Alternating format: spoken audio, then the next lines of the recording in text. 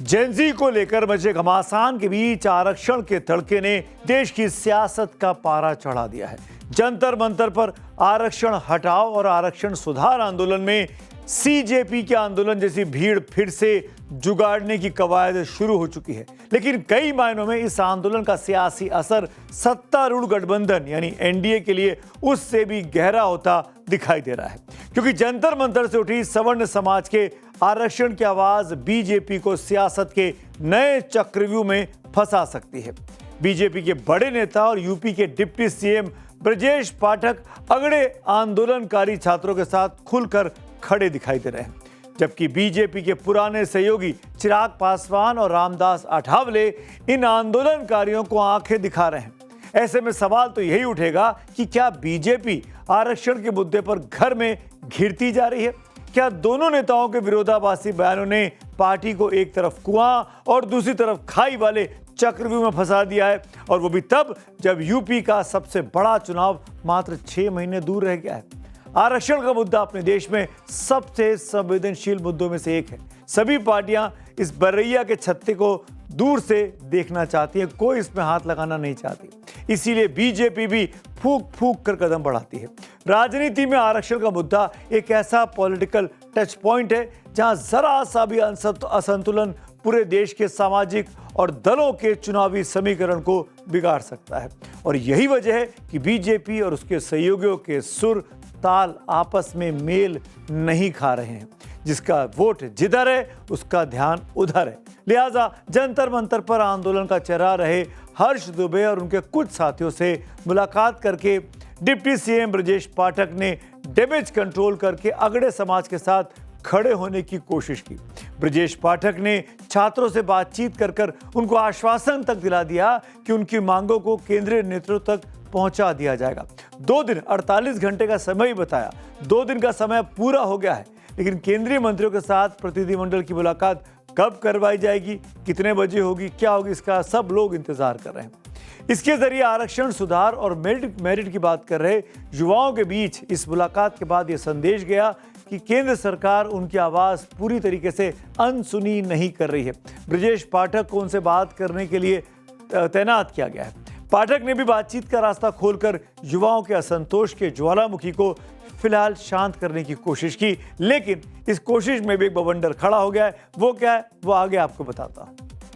नेतृत्व ने कहा है कि हमारे युवा साथी जो जंतर मंतर पर धरने पर बैठे थे, उनकी मांगों पर हम विचार करेंगे, गंभीरतापूर्वक विचार करेंगे और किसी भी स्थिति में अपने देश के युवाओं का, अपने देश के छात्रों का कोई नुकसान नहीं होने देंगे। हमारा कहना है कि इस विषय पर एक बार गंभीरता से चर्चा करने की आवश्यकता है, और क्यों हम इस विषय को पीछे छोड़ते जा रहे हैं, सिर्फ राजनीतिक षड्यंत्र बनाते जा रहे हैं। और सर का बहुत आभार है जो सर ने हम लोगों की बात को सुना और आगे तक पहुंचाया। अभी जिस छात्र को आप सुन रहे थे, युवा को, हर्ष दुबे इनका नाम है। कई बार टीवी डिबेट्स में भी इन दिनों आपने इनको देखा होगा।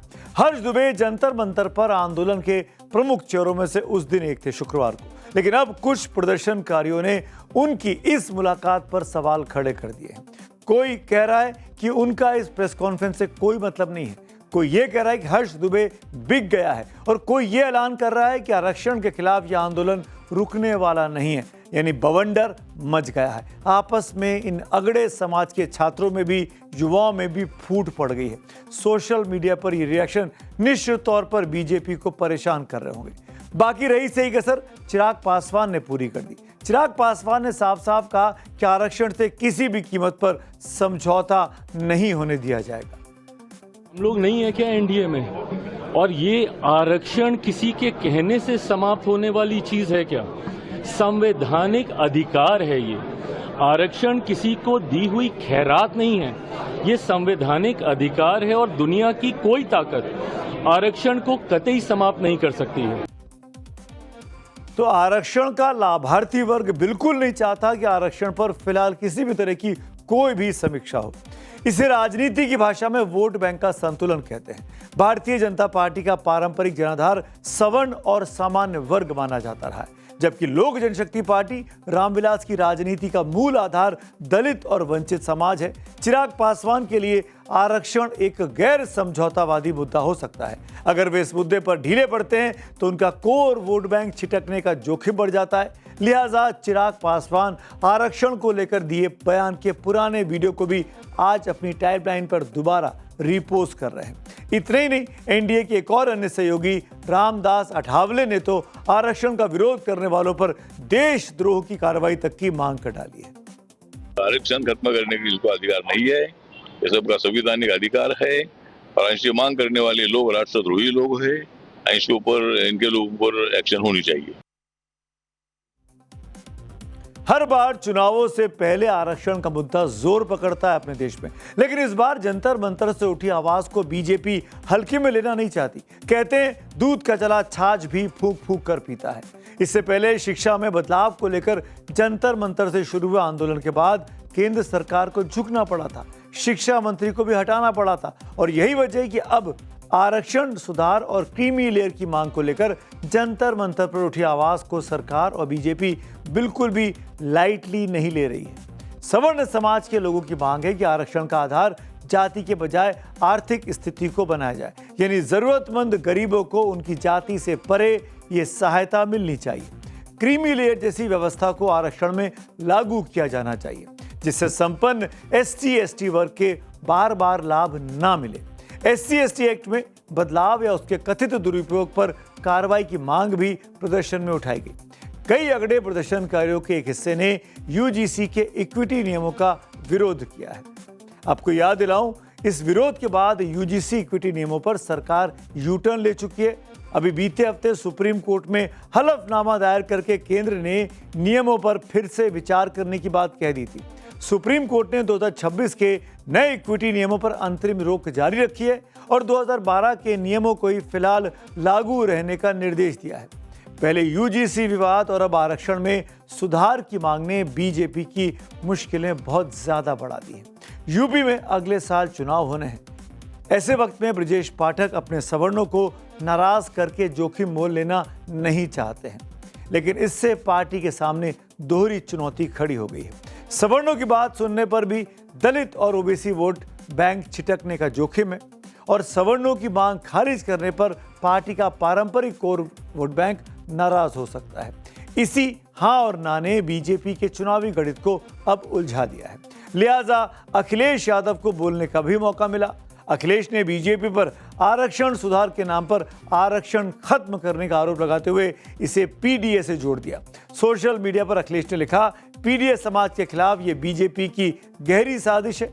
आरक्षण पीडीए का अधिकार है, किसी की इच्छा का विषय नहीं हो सकता। भारत में SC और ST आरक्षण की व्यवस्था 26 जनवरी 1950 को संविधान लागू होने के साथ ही शुरू हो गई थी। शुरुआत में आरक्षण की व्यवस्था 10 सालों के लिए की गई थी। सरकारों को कहा गया कि हर 10 साल में संविधान संशोधन करके इसकी समीक्षा करनी चाहिए और इस संशोधन को सरकारें बीते हर 10 साल में बढ़ाती चली आ रही हैं। 1990 में VP सिंह सरकार ने BP मंडल आयोग की सिफारिशों को लागू किया, जिससे OBC वर्ग को भी 27% आरक्षण मिल गया। 1992 में ऐतिहासिक इंदिरा साहनी फैसले में सुप्रीम कोर्ट ने OBC आरक्षण को तो सही ठहराया, लेकिन एक शर्त भी रख दी। OBC वर्ग के भीतर जो लोग आर्थिक और सामाजिक रूप से मजबूत हैं, यानी क्रीमी लेयर में आते हैं, उन्हें आरक्षण का लाभ नहीं मिलेगा।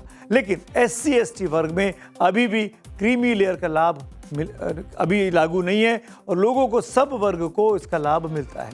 इसी का विरोध सवर्ण समाज अब कर रहा है। उनका यही कहना है कि अगर SC/ST वर्ग में क्रीमी लेयर कोई है तो उसको आरक्षण की सुविधा से अलग करना चाहिए। एक तरफ सवर्ण समाज आरक्षण सुधार आंदोलन के जरिए अपनी आवाज बुलंद कर रहा है, तो वहीं दूसरी तरफ दलितों और वंचितों की राजनीति करने वाली पार्टियां इससे संवैधानिक अधिकारों पर हमला और सामाजिक न्याय को कमजोर करने की साजिश बताकर इसका कड़ा विरोध कर रही है। उनको मैं एक सलाह जरूर दूंगा, जो लोग आंदोलन कर रहे हैं, उनको लगता है कोई पार्टी उनकी नहीं सुन रही, तो उनको अपना दल बनाना चाहिए, अपने अंदर बल पैदा करना चाहिए और अपने प्रतिनिधियों को भेजना चाहिए लोकसभा विधानसभा में और वहां आके कानून बनाने के बारे में बात करनी चाहिए। उधर BSP की सुप्रीमो मायावती ने भी सोशल मीडिया प्लेटफॉर्म X पर लिखा, SC/ST और OBC समुदायों को दिए संवैधानिक आरक्षण के खिलाफ आर्थिक आधार पर आरक्षण की मांग करना देश हित में नहीं है। कांग्रेस जिसकी जितनी संख्या भारी उसकी उतनी हिस्सेदारी की बात करती है, लेकिन आज आरक्षण पर पक्ष विपक्ष से ज्यादा एनडीए के अंदर महाभारत छिड़ी हुई है। सिर्फ चिराग पासवान ही नहीं, उपेंद्र कुशवाहा और अनुप्रिया पटेल तो बिहार और यूपी में आरक्षण का दायरा 65% तक बढ़ाने और बैकलॉग भर्तियों को तुरंत पूरा करने का दबाव भी बना रहे हैं। ऐसे में बीजेपी के सामने अपना पारंपरिक सवर्ण वोट बैंक बचाने और एनडीए सहयोगियों के सामाजिक न्याय के एजेंडे का साथ बनाए रखने की दोहरी चुनौती एक साथ आन खड़ी हुई है।